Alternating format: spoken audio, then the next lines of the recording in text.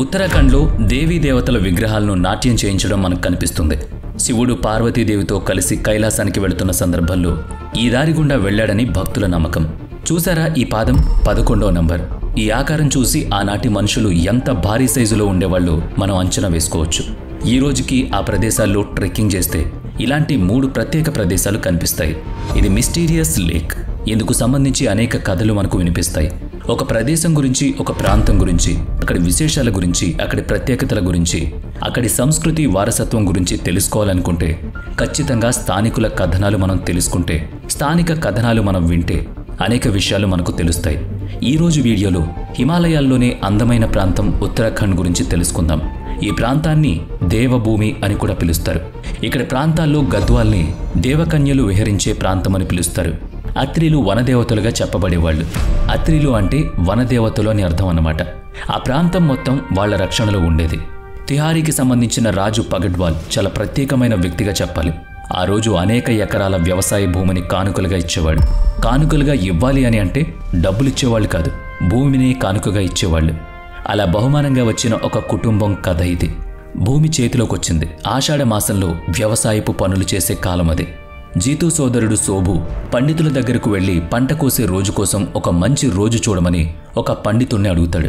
జాతకం చూసి ఈ ఏడాది ఏ ఒక్క రోజు కూడా పంట కోయడానికి ఆ కుటుంబానికి అనువైన రోజు కాదని చెప్తాడు. సోబు వెనక్కొచ్చేస్తాడు. జీతూకి జరిగిన విషయం చెప్తాడు.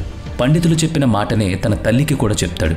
ఈ ఏడాది పంట కోయడానికి ఒక్కరోజు కూడా మంచిది కాదని చెప్తాడు. అయితే పండితులు ఇంకో మాట కూడా చెప్తారు. అతడికి ఒక సోదరి ఉంటుంది. ఆమె పేరు శోభన. ఆమె పంట కోయొచ్చని చెప్తాడు. ఎందుకంటే ఆ అమ్మాయికి పెళ్ళయింది. ఆ అమ్మాయి ఇంకో ఇంటి సభ్యురాలుగా మారింది. అయితే తన సోదరిని తీసుకురావడానికి శోభు వెళ్లాల్సి ఉంటుంది. ఆ ప్రాంతంతో జితూకి ఒక ప్రత్యేకమైనటువంటి అనుబంధం కూడా ఉంటుంది. ఎందుకంటే అతను ప్రేమించిన అమ్మాయి ఆ ఊళ్ళోనే ఉంది. అందుకే అతనికి ఆ ఊరంటే ప్రత్యేకమైనటువంటి అభిమానం. ఆ అమ్మాయి పేరు భరణి. అందుకే తన సోదరిని తీసుకురావడానికి జితూనే అక్కడికి వెళ్లాలని అనుకుంటాడు. అయితే శోభు వెళ్లాల్సి ఉంటుంది. కానీ జితూ వెళ్తానని బయలుదేరతాడు. జీతూ శోభని తీసుకురావడానికి వెళ్ళేటప్పుడు అనేక అపశకునాలు ఎదురవుతాయి. జీతూ బయలుదేరే ముందు అతని మేక తుమ్ముతుంది. అది చూసి వాళ్ళమ్మ అతని వెళ్ళొద్దని వాదిస్తుంది. మేక తుమ్మింది, ఇది అపశకునంగా కనిపిస్తుంది, అందుకని నువ్వు వెళ్ళొద్దు అని చెప్తుంది. కానీ జితూ మనసులో ప్రేయసి కనిపిస్తుంది. ఆమెను చూడాలని తహతహలాడుతున్నాడు. అందుకే తానే వెళ్లాలని పట్టుబడతాడు. జీతూ ఇక తన సోదరి ఇంటి వైపుకు బయలుదేరతాడు. అక్కడ మధ్యలో ఒక ఎత్తైన పర్వతం ఎదురవుతుంది. అలాగే అక్కడ దేవకన్యలు కూడా కనిపిస్తారు. ఆ ఎత్తైన పర్వతాల్లో 9 మంది దేవకన్యలు నివసిస్తూ ఉంటారు. అటువైపుగా ఎవరు మనుషులొచ్చినా వారికి నచ్చేలాగా వాళ్ళు ఉంటే వారిని వాళ్ళు పట్టుకెళ్ళిపోయేవాళ్ళు. జీతూ చాలా అందంగా ఉండేవాడు. దానికి తోడు జీతూ చాలా ప్రభావవంతుడు కూడా. అద్భుతంగా మురళి వాయించేవాడు. జీతూ తన సోదరిని తీసుకురావడానికి రాయ్తాల్ బయలుదేరుతున్నప్పుడు తన మురళిని కూడా తన వెంట తీసుకువెళ్తాడు. ఆ కొండ దగ్గరికి వెళ్ళగానే ఆ కొండ అందాలు, లోయలు చూసి ముగ్ధుడైపోతాడు. జీతూ అక్కడ కూర్చుని తన మురళి వాయించడం మొదలు పెడతాడు. 9 స్వరాలతో జీతూ మురళి వాయించడం మొదలు పెట్టగానే ఆ 9 మంది అమ్మాయిలు అక్కడికి చేరుకుంటారు. జీతూకు అర్థమైపోతుంది ఇక తాను జీవించి ఉండనని. వెంటనే వాళ్లకు విషయం చెప్తాడు. తన సోదరిని తీసుకుని వెళ్ళకపోతే తన పంట కోసుకోలేనని, తన కుటుంబం ఇబ్బంది పడుతుందని చెప్తాడు. అప్పుడు ఆ దేవకన్యలు జీతూకి పర్మిషన్ ఇస్తారు. జీతూ వెళ్లి తన సోదరిని ఇంటికి రమ్మని అడుగుతాడు. ఆ తరువాత తాను ప్రేమించిన అమ్మాయిని కలుస్తాడు. తన ప్రేమను వ్యక్తం చేస్తాడు. ఆ అమ్మాయి కూడా బదులుగా అతని ప్రేమను అంగీకరిస్తుంది. ఇదే ఆ అమ్మాయితో తన చివరి కలయిక అనే విషయం జీతూకి మాత్రమే తెలుసు. తిరిగి ఇంటికొచ్చి పంట కోత మొదలు పెడతాడు. కాసేపటికే 9 మంది వనదేవతలు జీతూ ఇంటి వైపుకి బయలుదేరతారు. జీతూకి అర్థమైపోతుంది తన ప్రాణాలు పోతాయని, అతను భూమిలో ఖననమైపోతాడని. అతని తల్లి, సోదరుడు ఎంత దుఃఖపడినా ఏం జరగదు. ఈ విషయం ఆ దేశ రాజుకు తెలుస్తుంది. జీతూని ప్రతి ఏడాది తలుచుకుంటూ పూజలు నిర్వహించడం ఆనవాయితీగా చేశాడు. చివరికి జీతూ కనుమరుగవుతాడు. అతని తల్లి, సోదరుడు ఎంత విలపించినా కూడా వాళ్ళ దుఃఖం తీరదు. ఈ విషయం తెలుసుకున్న ఆ దేశ రాజు జీతూని ప్రతి ఏడాది తలుచుకుంటూ పూజలు నిర్వహించడం ఆనవాయితీ చేశాడు. అతని విగ్రహాన్ని తయారు చేయించి పూజించేవాళ్ళు. ఇది అక్కడి ప్రాంతాల్లో చాలా ప్రాచుర్యంలో ఉన్న కథ. ఆసియాలోని అతిపెద్ద పాదయాత్ర శ్రీనంద్ రజత్ యాత్ర. 280 కిలోమీటర్లు అనేక రోజులు ప్రయాణం చేయాల్సి ఉంటుంది. దుర్గంలో కొండలు ఈ ప్రయాణం చేయాల్సి ఉంటుంది. ఈ ప్రయాణంలో స్కెటిటన్ లేక్, రూప్ కొండ ఉంటాయి. ప్రతి 12 నెలలకు ఒకసారి ఒక ప్రత్యేకమైన మేక జన్మిస్తుంది. దీనికి 4 కొమ్ములుంటాయి. సాధారణంగా మేకలకు 2 కొమ్ములు మాత్రమే ఉంటాయి. కానీ ఈ మేకకు 4 కొమ్ములు ఉంటాయి. హిమాలయాల్లో తిరిగే ఈ మేకలకు 4 కొమ్ములుంటాయి. ఎప్పుడైతే ఈ మేక జన్మిస్తుందో అప్పుడే ఈ యాత్ర శుభారంభం జరుగుతుంది. ప్రతి 12 ఏళ్లకోసారి ఈ యాత్ర జరుగుతుంది. ఇది ఎలా మొదలవుతుందో తెలుసుకునే ముందు దీని వెనుకున్న కథ కూడా తెలుసుకుందాం. చాలా సంవత్సరాల క్రితం కనౌజ్కి ఒక రాజు ఉండేవాడు. అతడికి కొడుకు జన్మించలేదు. తనకు కొడుకు పుట్టాలంటే ఏం చేయాలని బ్రాహ్మణులని అడిగితే, నువ్వు నందయాత్ర చెయ్యాలి అని ఆ బ్రాహ్మణులు అతనికి సూచిస్తారు. అప్పుడు ఆ రాజు ఉత్తరాఖండ్లో యాత్ర చేయడానికి బయలుదేరతాడు. రాజు వెంట మంది మార్బలం కూడా బయలుదేరి అనేక చోట్ల ఆగుతూ ఉంటారు. ఒక్కోసారి కొన్ని రోజుల పాటు ఒకే చోట కూడా నివాసం ఉండేవాళ్ళు. రాజుతో పాటు రాజమందిరంలోని నాట్యకత్తులు కూడా అతనితో పాటు బయలుదేరేవారు. రాజు అర్ధాంగి బలబారి చాలా మంచిది. మంచితనంతో ఈ యాత్ర చేస్తూ ఉండేది. రాజు నెమ్మదిగా వేదిని బాన్యాల దగ్గరికి చేరుకుంటాడు. ఆ ప్రాంతం చాలా ప్రత్యేకమైనది. ఉత్తరాఖండ్లోని ప్రతి ప్రాంతానికి ఒక ప్రత్యేకమైన పేరుంది. అందుకు ప్రత్యేకమైన నేపథ్యం కూడా ఉంది. వేదాలను వ్యాసుడు రాశాడని మనందరికీ తెలుసు. కానీ వ్యాసుడికి ఈ జ్ఞానం ఈ వేదిని బన్యాల్ అనేటటువంటి ప్రాంతంలో అనేక రోజులు కఠోర తపస్సు చేసిన తర్వాత కలిగిందని చెప్తూ ఉంటారు. అతను అనేక రోజులు అక్కడ తపస్సు చేసి ఆ జ్ఞానాన్ని పొంది వేదాలు రాశాడు. ఈ రాజు కొంతకాలం అక్కడ ఆగిపోవాలి అనుకున్నాడు. ఆ ప్రాంతం అతనికి నచ్చుతుంది.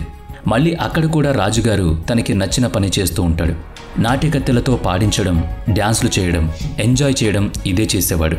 తాగేవాడు. అసలు రాజుగారు కొడుకు కోసం మంచి పనులు చేయాల్సింది. కానీ తాను తన పద్ధతిని మార్చుకోలేదు. అప్పటికే ఆకాశవాణి స్వరం కూడా వినిపిస్తుంది, నువ్వు మంచి పనులు చేస్తూ ముందుకెళ్తేనే నువ్వు కొడుకుని కనగలవు అని. అయినా రాజుగారు ఆ మాటలను పెడచెవిన పెడతాడు. కాసేపటికి అక్కడ ఒక పెద్ద మెరుపు ఆకాశంలో మెరుస్తుంది. అక్కడ ఉన్న నాట్యకత్తెలు, సైనికులు అందరూ ఆ మెరుపు దాటికి చనిపోతారు. మిగిలిన వారంతా శిలలుగా మారిపోతారు. ఈ రోజుకి ఆ ప్రాంతాన్ని చూడడానికి వెళితే ఆ 3 ప్రాంతాలు మీకు కనిపిస్తాయి. ఇదంతా జరిగాక రాజుకి జ్ఞానోదయం అవుతుంది. ఇక మంచిగా మసులుకోవాలని నిర్ణయించుకుంటాడు. ముందుకెళ్ళాక అక్కడ ఒక ఎత్తైన ప్రదేశం ఉంటుంది. అక్కడ వినాయక ఆలయం ఉంటుంది. గణేశుడు కార్తికేయుడి మధ్య పోటీ ఎదురైనప్పుడు గణేశుడు దేవతలందరి మన్ననలు పొందుతాడు. ఏం కావాలని అడిగితే తన తల్లిదండ్రుల పాదాల చెంతనే ఎప్పటికీ ఉండిపోవాలని కోరుకుంటాడని చెప్తాడు. ఇక్కడి నుంచి చూస్తే ఒకవైపు త్రిశూల పర్వం కనిపిస్తుంది, మరోవైపు నందగుంటి పర్వతం ఉంటుంది. త్రిశూల పర్వతం శివుని రూపం, నందగంటి పర్వతం పార్వతీమాత పర్వతం. అప్పటినుంచి గణేశుడు తన తల్లిదండ్రుల చెంతనే ఉండడం మొదలు పెడతాడు. రాజు రాణి ముందుకు నడుస్తూ ఉంటారు. రాణి చాలా నిష్ఠతో యాత్రను చేస్తూ ఉంటుంది.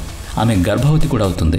అప్పుడు రాజు రాణితో, నువ్వు ఇక్కడే ఉండు, మిగతా యాత్రను నేను పూర్తి చేసి వస్తానని చెప్తాడు. ఎక్కడైతే ఆ రాణి ఆగిపోతుందో ఆ ప్రదేశాన్ని బల్బరాని విడిదిగా పిలుస్తారు. రాజు చివరికి రూప్ఖండ్ చేరుకుంటాడు. రాజు చేసిన తప్పులకు అక్కడ కొండ చర్యలు విరిగిపడతాయి. రాజును రక్షించేందుకు సైనికులు అతన్ని కాపాడే ప్రయత్నం చేస్తారు. కానీ పెద్ద పెద్ద రాళ్లు సైనికుల మీద పడి వాళ్ళందరూ కూడా మరణిస్తారు. ఆ తర్వాత రాజు ఒక్కడే మిగులుతాడు.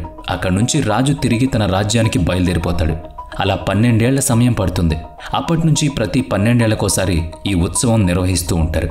ఈ రోజుకి అప్పటి కంకాళాలు చెక్కు చెదరకుండా అక్కడ కనిపిస్తాయి. చలి ప్రదేశాల్లో ఏదైనా డీకంపోస్ట్ కావడానికి చాలా సమయం పడుతుంది. అయితే వీటి గురించి అనేక వాదనలు కూడా ఉన్నాయి. కొద్దిమంది చైనా యుద్ధ సమయంలో సైనికుల మృతదేహాల నుంచి ఏర్పడినవే అంటారు. మరికొంతమంది అక్కడికి వచ్చిన యాత్రికులు అక్కడ చలిని తట్టుకోలేక చనిపోయిన మృతదేహాలను చెప్తూ ఉంటారు. అమెరికన్, యూరోపియన్ ఏజెన్సీలు అనేక సార్లు వీటి మీద పరిశోధనలు చేశాయి.